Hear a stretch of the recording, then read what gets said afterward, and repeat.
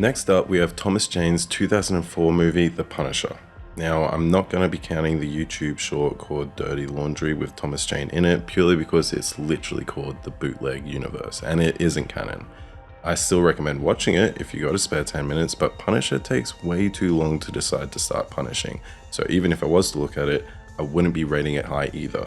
But I will say it feels more like The Punisher than his actual movie version does. If I was to say anything nice about the 2004 Punisher movie, it would be that the fight with the Russian is pretty fun.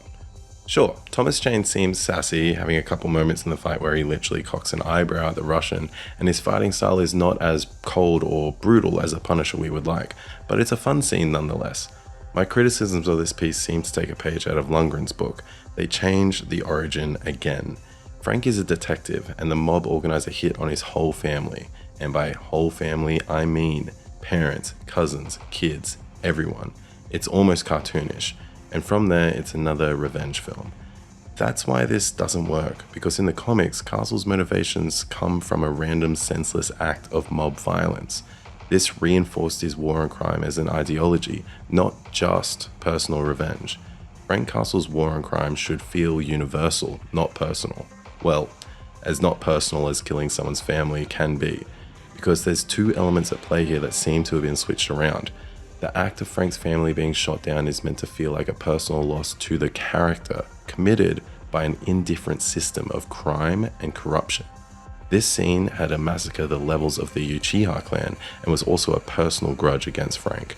There's even a subplot in this movie where Frank tries to gaslight the main villain into thinking his wife is cheating on him with his main henchman. Frank is meant to be a military tactician, not a jealous ex. Last bit of criticism I'll launch Tom Jane's way is that his portrayal of the Punisher seems more brooding and passive rather than an unstoppable war machine. He spends a lot of the time sulking and drinking rather than actually punishing criminals. A lot of his fights are lacking the military discipline and tactful expertise that we need. At least they actually have him wearing the skull shirt in this movie though. Now let's get to the meat of this video. The only real competition here was